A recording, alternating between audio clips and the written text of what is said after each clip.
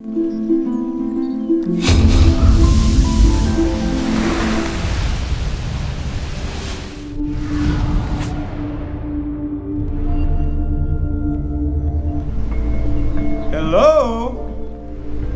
Like the solstice? The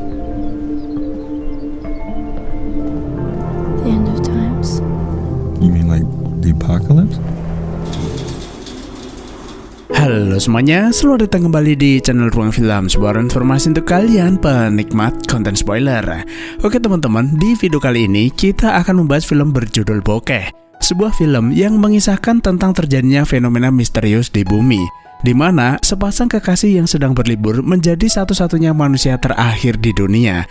Jadi gak usah lama-lama, kita langsung masuk aja ke pembahasan filmnya. Baby, this world is ours for the making.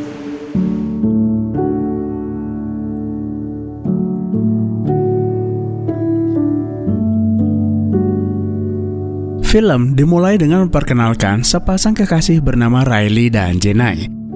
Saat ini, keduanya tengah berlibur di sebuah pulau di Islandia bersama rombongan wisatawan di tengah kesibukan dunia. Riley sengaja menghabiskan seluruh tabungannya demi membahagiakan kekasihnya. Dan kemanapun mereka pergi, Riley selalu mengabadikan momen-momen spesial menggunakan kamera jadulnya. Sebuah kamera yang bisa menghasilkan gambar vintage dengan kualitas bokeh maksimal.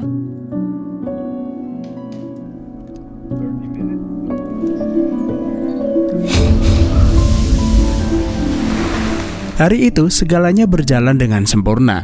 Tidak ada yang lebih menyenangkan selain menikmati pemandangan indah bersama orang yang dicintai.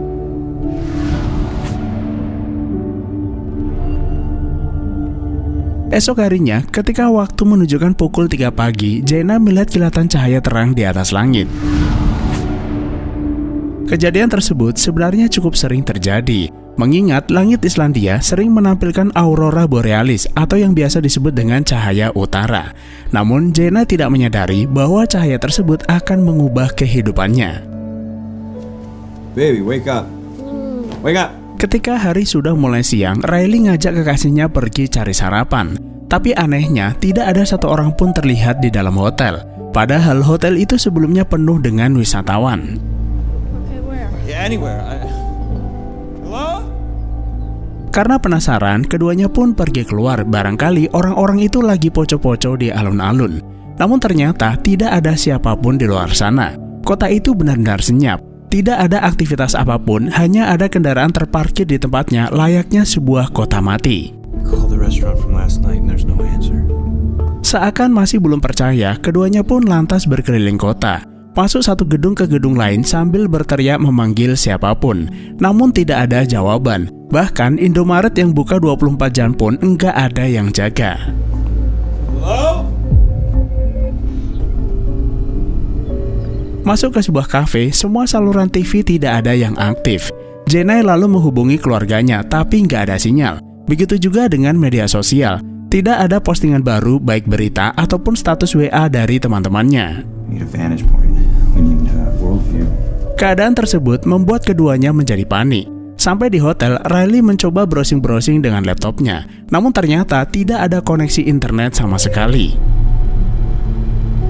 Keduanya pun memutuskan kembali berkeliling kota. Sampai akhirnya Riley mendengar suara mesin mobil, mengira ada seseorang di sana.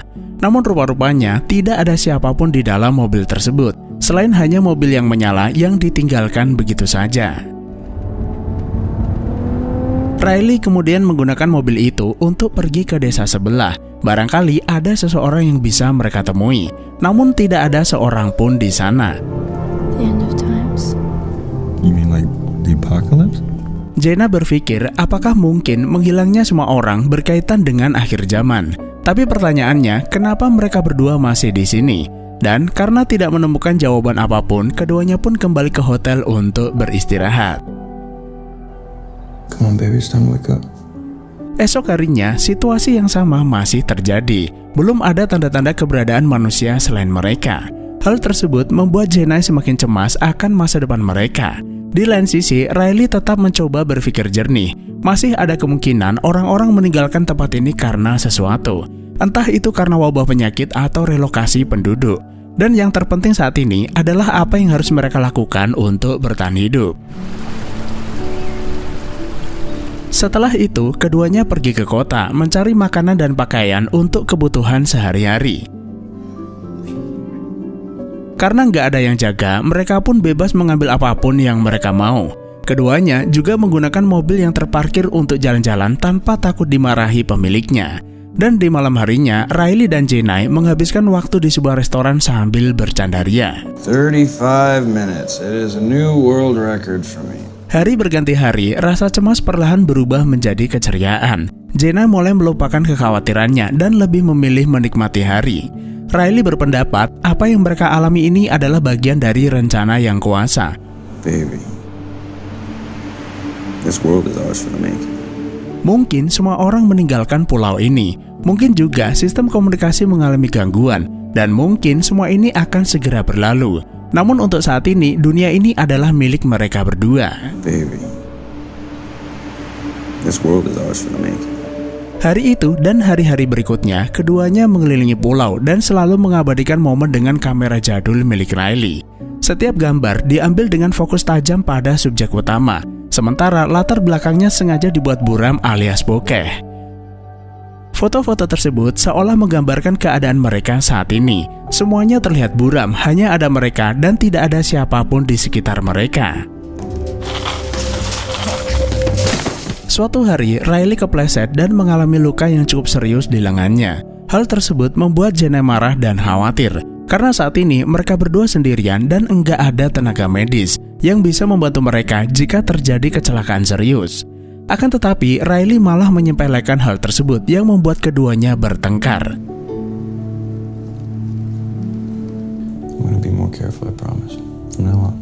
Malam itu, Jenai menangis karena merasa jenuh dan rindu dengan keluarganya. Semua kebebasan ini tidak ada artinya jika hanya mereka berdua yang tersisa di dunia ini. Satu-satunya yang ia inginkan hanyalah pulang ke rumah.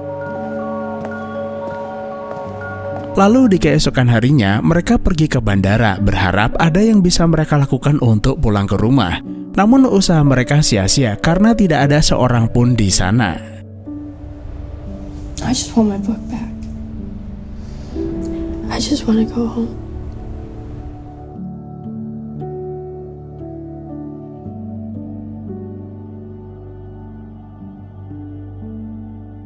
Hari-hari berikutnya, keceriaan mereka mulai memudar. Tidak ada lagi tawa dan senyum dari keduanya.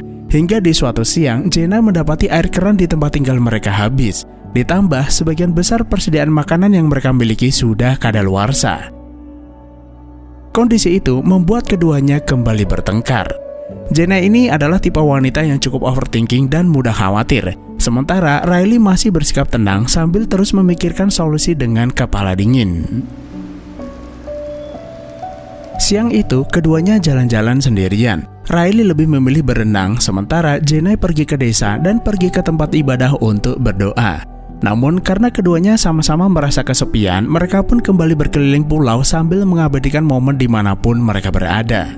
Akan tetapi, karena hampir seluruh pulau sudah mereka datangi, keduanya pun menjadi cepat bosan dan kembali menjalani hari-hari dengan cara mereka masing-masing. Seperti biasa, Riley lebih sering menghabiskan waktu keliling kota sambil hunting-hunting. Sementara Jenai semakin sering mengunjungi tempat ibadah atau pergi ke alam terbuka untuk bermain dengan kuda milik warga lokal.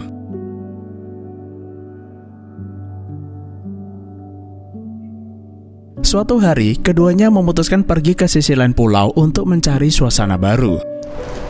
Let's find a spot. Setelah keduanya menempuh perjalanan hampir seharian, mereka menemukan sebuah rumah di tepi danau yang cukup indah untuk dijadikan tempat tinggal. Sir? Sir? Namun, betapa terkejutnya mereka ketika mereka bertemu seorang pria tua bernama Niels tinggal di rumah tersebut. Dan akhirnya, setelah sekian lama, mereka menemukan manusia selain mereka. We have some water. Yes, of course. Can you get him water, please? Niels kemudian memberitahu bahwa ia sebenarnya berasal dari kota. Namun di suatu hari yang aneh, semua orang mendadak lenyap. Selama berhari-hari, Niels mengelilingi pulau tapi tidak menemukan siapapun. Sampai akhirnya ia menyerah dan memutuskan pulang ke rumah lamanya di tempat ini. Ada kemungkinan setiap orang menempati ruangnya masing-masing di sebuah tempat di mana mereka menjalani kehidupannya. Dan sebentar lagi ia akan bertemu dengan keluarganya kembali.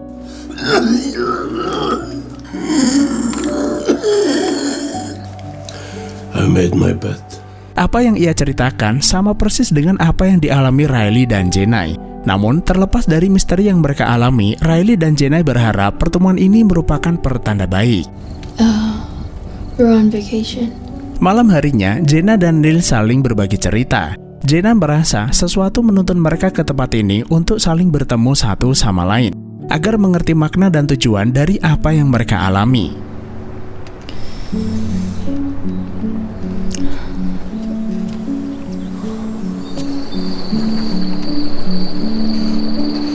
Esok paginya, Riley dan Jenna mendapati Neil sudah meninggal dunia. Mereka menduga Niels ini menderita suatu penyakit, dan karena tidak ada tenaga medis, penyakit itu pun menggerogoti tubuhnya. He didn't make it. Keduanya lantas menguburkan Niels di halaman belakang, di mana terdapat 4 makam di sana. Jenna bertanya, apakah makam itu keluarga Niels? Riley mengaku tidak tahu. Jenna berpikir, apakah mungkin mereka yang sudah meninggal tersebut adalah orang-orang yang juga mengalami kejadian misterius seperti mereka, lalu mendatangi tempat ini seolah dituntun sesuatu, kemudian meninggal seiring berjalannya waktu. Lying here 6 feet under, what's the difference? Bisa jadi meninggalnya Niels memang bertepatan dengan kedatangan mereka, dan yang berikutnya adalah mereka berdua. Jika benar, maka seharusnya ada orang lain yang akan datang ke tempat ini setelah mereka. Dan yang perlu mereka lakukan adalah mencari siapapun itu dimanapun mereka berada.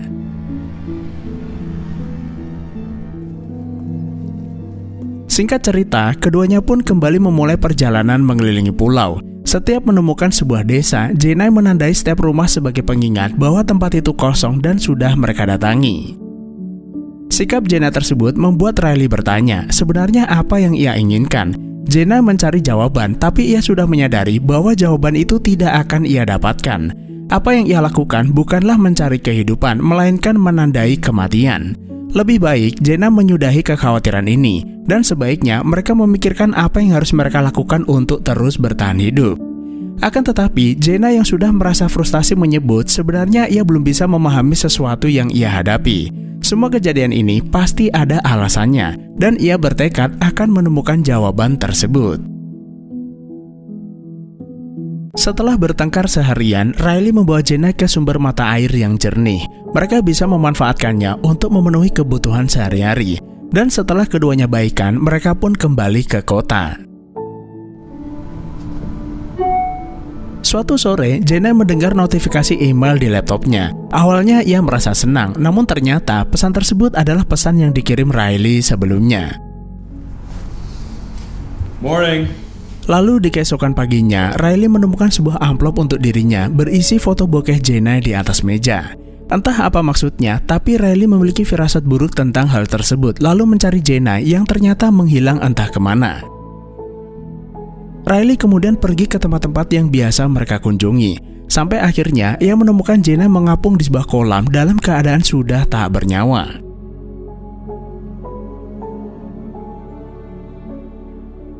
Kepergian Jenna membuat hati Riley hancur berkeping-keping. Karena rasa putus asa yang begitu dalam, Riley sempat mencoba bunuh diri tapi mengurungkan niatnya.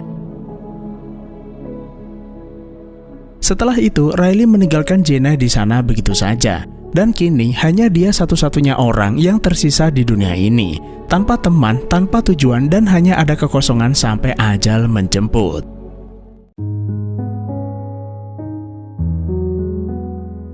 Nah, jadi teman-teman, film ini pada dasarnya adalah sebuah eksperimen pemikiran yang memvisualisasikan pertanyaan apa yang akan terjadi jika tiba-tiba hanya tersisa kamu dan pasanganmu di dunia. Mungkin jawabannya sama seperti apa yang dilakukan Riley dan Jenna di dalam film. Saat pertama kali mereka menyadari semua orang menghilang, mereka merasakan kebebasan tanpa batas, hidup tanpa aturan, dan bebas mengambil apapun yang mereka mau di kota. Namun semua kesenangan tersebut justru menjadi awal dari jalan menuju kehampaan. Meski mereka menikmati kebebasan, namun pada kenyataannya, kebahagiaan yang mereka rasakan adalah semu, dan hanya sekedar untuk menutupi rasa cemas. Setelah merasa bosan dengan kebebasan yang mereka jalani, mulai terjadi perbedaan pendapat di antara keduanya terhadap krisis spiritual dan rasional. Jenai mengalami kehancuran mental. Dia terus-terusan mempertanyakan mengapa dan untuk apa. Karena itu, Jenna merasa perlu untuk berdoa, meratap, dan mencari tanda-tanda yang bisa memberikan penjelasan atas apa yang terjadi. Nah, penderitaan Jenna tersebut berasal dari kebutuhan akan makna yang tidak terpenuhi. Di lain sisi, Riley mencoba bertahan dengan logika. Dia tetap fokus pada bagaimana cara untuk bertahan hidup, seperti mencari makanan, membuat api, ataupun mencari tempat tinggal yang baik. Riley selalu berusaha keras untuk tetap positif dan praktis, serta melihat situasi ini sebagai sebuah petualangan. Jenai adalah karakter yang lebih fokus mencari makna dengan mengesampingkan logika, sementara Riley hanya sekedar bertahan tanpa memikirkan makna dari apa yang mereka alami. Padahal setiap manusia membutuhkan keseimbangan makna dan logika untuk dapat menjalani hidup dengan lebih baik. Dan karena keduanya memiliki cara pandang yang saling bertolak satu sama lain, keduanya pun gagal menemukan keseimbangan untuk bertahan hidup. Nah, salah satu pesan moral dari film ini adalah agar kita tidak buru-buru menyalahkan keadaan, melainkan sebaliknya, untuk menyadari bahwa makna hidup kita justru terletak pada jalinan rumit hubungan, kewajiban, dan bahkan masalah sehari-hari yang sering kita keluhkan. Selain itu, film ini juga seolah mengajak kita untuk melihat kembali dunia kita yang ramai, berisik, dan penuh masalah dengan sudut pandang yang baru. Bahwa semua itu bukanlah halangan untuk mendapatkan kebahagiaan, tetapi justru bisa menjadi landasan yang memberi bentuk, tantangan, dan makna bagi keberadaan kita. Kebebasan sejati bukanlah tentang melepaskan diri dari semua ikatan dan tanggung jawab, tetapi justru tentang memilih ikatan dan tanggung jawab yang mana yang akan kita jalani sepenuh hati. Dan itulah alur film bokeh. Terima kasih udah menonton, sehat selalu buat teman-teman dan sampai jumpa di next video.